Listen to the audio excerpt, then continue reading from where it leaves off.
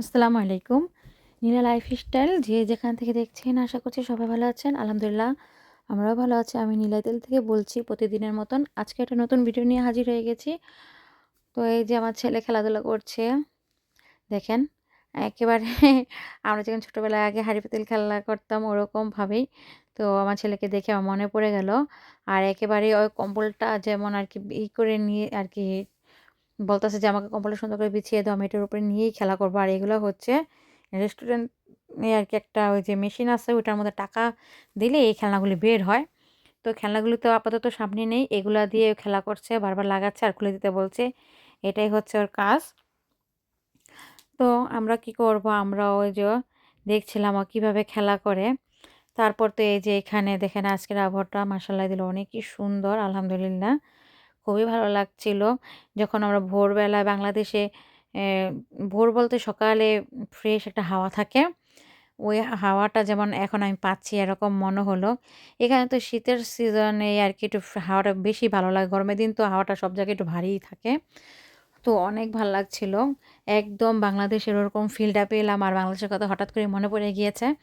তারপর তো এখানে আর রান্নাটা শেয়ার করি নাই। কারণ ঝটপট করে রান্না করে নিচ্ছিলাম আমি। এই তো দেখেন আমার তরকারিটা হয়ে গিয়েছে।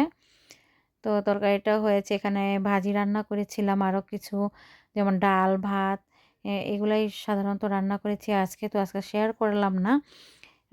তো এই যে এটা হচ্ছে আরকি এদেশের সবজি মানে গাজর, জুকিনি, আলু দিয়ে ভাজিটা করেছিলাম। তারপর তো খেয়ে দিয়ে রেস্ট নিয়েছি। ঝটপট করে সন্ধ্যা হয়ে গিয়েছে আবার।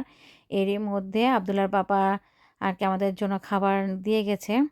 মানে সন্ধ্যা হয়ে মানে কি বলবো? সন্ধ্যা না রাত্র হয়ে গিয়েছে। সন্ধ্যার সময় তো আমার ছেলে ঘুমিয়েছিল। ওর সাথে আমিও ঘুমিয়েছিলাম। তো আমাদের সবকিছুই এলোমেলো। তো কিছু করার নেই।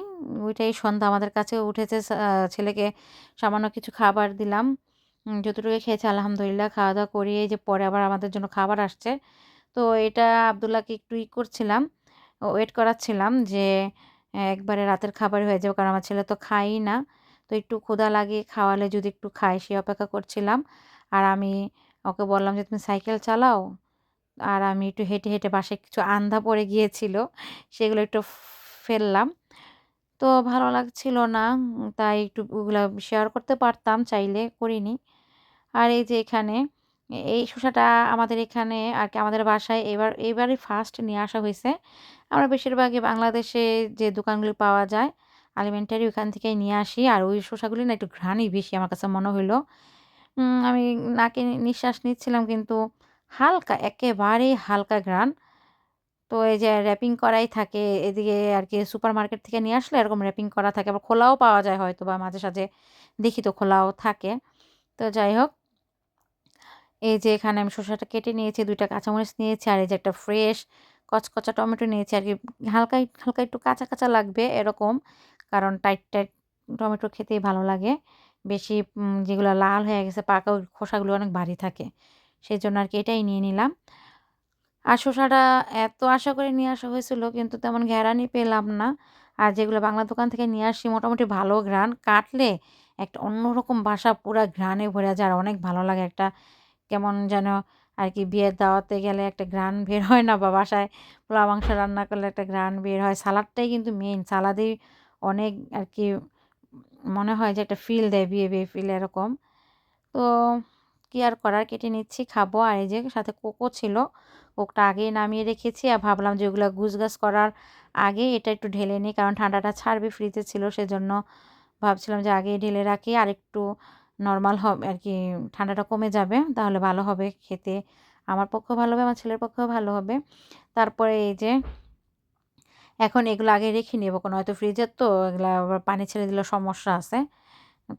আর এই যে আমাদের পাস্তা আর হচ্ছে সালাদ, সাথে ২ টা কাঁচামরিচ আবার আমি একটু পেঁয়াজ খেতেও পছন্দ করি। সবচেয়ে ভালো লাগে হলো লাল পেঁয়াজটা আছে না? ওটা হচ্ছে বাংলাদেশি স্টাইলের একটু টেস্টটা ওরকম লাগে। ভালোই লাগে, খারাপ না, মিষ্টি, মিষ্টি লাগে। আর একটা ঝাঁজ আছে। আর এই যে এখানে নিচে যাই হোক ওটা ছিল না তার জন্য সাদা পেঁয়াজটা নিয়ে নিলাম। আর এই যে আমার ছেলে, আমি রিকোয়েস্ট করছিলাম এখানেই বসেই আমরা খাবো। এখানেই খাওয়ার নিয়ম। খাটের উপরে বসে খেতে নাই। খাটের উপরে বসে খাওয়া ভালো না। তো ও না এখানে বসে না আরাম পায় না। টেবিলটা আরকি ওর থেকে বেশি উঁচা হয়ে যায়। সেজন্য আরকি আর কি বসতে চাচ্ছিল না। তারপর কি আর করার, প্রতিদিনের মতোই এই বাহানায় প্রতিদিনই ওকে আমি বলি যে এখানেই বসে আমরা খাই, কিছু কিছু ট্রাই করি, কিন্তু ও খেতে চাচ্ছিল না। এই যে আমি কিন্তু খাচ্ছি একটু একটু করে, আর আপনাদের সাথে শেয়ার করছিলাম ভিডিওটা, কিন্তু আমার ছেলে কোনো আগ্রহী না, এখানে বসে খাবে না। মাঝে সাঝে বসে খেতে চায়, খায়, কিন্তু একাধার সেরকম বসে থাকবে না, খাবেও না। আর আমিও ভাবছিলাম যে এখানে অনেক ঠান্ডা, শুধু শুধু কী জন্য আর ছেলে কী করবো, বসিয়ে রাখবো, তো চলেই যাই। এই যে দেখেন অনেক সালাদ টালাদ হয়েছে, কেটে নিয়েছি। আজকে অনেক ইচ্ছে মতন খাবো, কারণ অনেক দিন যাবত এরকম করে খাই না। তো কেয়ার করার, তো যাই রুমেই চলে যাই প্রতিদিনের মতন, ওই খাটের উপরে বসেই খেতে হবে, বুঝে গিয়েছি আমি। তারপর তো চলে আসলাম, ওই যে দেখেন টিভির দিকে কীভাবে হাঁ করে তাকায় আছে, আর আমি এখানে খাচ্ছিলাম আর আপনাদের সাথে শেয়ার করছি। অনেক টেস্ট হয়েছে, অনেক মজা হয়েছিল। দেখেন অনেক লোভনীয় লাগছিল, আর টমেটোগুলো তো অসাম। তো আল্লাহর রহমতে সবগুলোই খেতে পারবো আশা করছি। তো শসা কামড় দিচ্ছিলাম, আর এত রসালো ছিল টমেটোগুলা, মুখ ভরে যাচ্ছিল রসে, এত মজা পাচ্ছিলাম আর এত ভালো লাগছিল। আমি আজকে কি বলবো, আলহামদুলিল্লাহ খেয়ে অনেক টেস্ট পেয়েছি, আর কি মনের মতো সব নিতে পেরেছি। কারণ চাইলেও না শসাটা না সবসময় পাই না, যেহেতু পাহাড়ে থাকি, সবসময় যেতে পারে না আব্দুল্লাহর বাবা। মানে চাইলেও পারি না, একটা শসার জন্য গেলে কি পোষায় বলেন। আর রেস্টের সময়টা নষ্ট হয়ে যায়, সবসময় তো এখানে বাস নেই যেহেতু ঘন্টায়, আবার কখনো পাওয়া যায়, একটুর জন্য ফেল হয়ে গেলে তো শেষ, সর্বনাশ। তারপর কি আর করবো, যে খাচ্ছি। আর হলো ছেলেকে বলছি যে খাও একটু, আর কি কি বলবো, একটু একটু করে মুখে দিচ্ছিলাম। আর ওর জন্য ওয়েট করব কি, ওকে খাওয়ানোর পর আমি খাবো কি, আমারই অনেক ক্ষুধা লেগেছে, আমিই খাচ্ছিলাম। তো যাই হোক, কি আর করে খেয়ে নিয়েছি অফ ক্যামেরা। লেখাপড়া করছো? লেখাপড়া বলো, ড্রয়িং করি না, করো ড্রয়িং করো।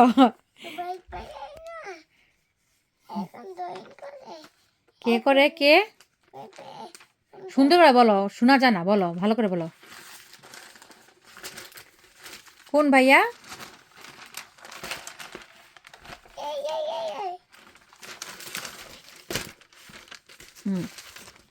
নাও, কে ড্রয়িং করে বাবু?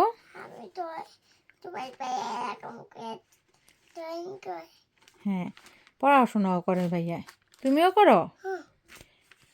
জুবাই দেওয়ার মতো করতে চাও? ও, কি কি আঁকো তুমি এগুলা? উল্টা পাল্টা কথা, সুন্দর করে করতে হয়, সুন্দর করে। ও একবারে সব শেষ করে থাকবো, 2টা 3টা নিয়ে একসাথে দাগ দেয়।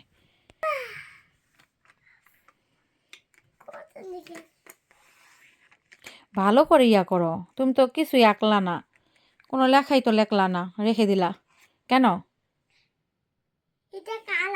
কালো না বাবা, না এটা হচ্ছে কি কালার বলে, কফি কালার। কি আঁকো, কি আঁকে দেখেন, কি আঁকে, এটা কে না কি নাম বলো, এটা কি আঁকছো তুমি? হ্যাঁ, কি এটা?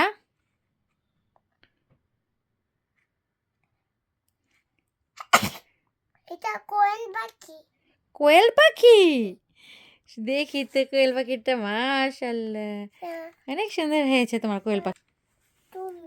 তাহলে লেখা শেষ, কোয়েল পাখি আঁকা শেষ তোমার? দেখেন খালি চেঞ্জই করতে থাকে, চেঞ্জই করবে, শুধু চেঞ্জই করবে।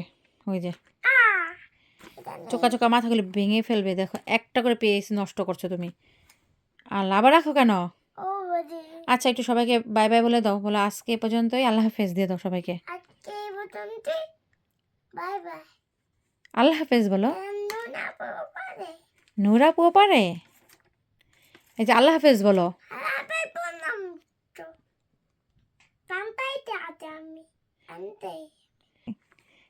বলো আল্লাহ হাফেজ।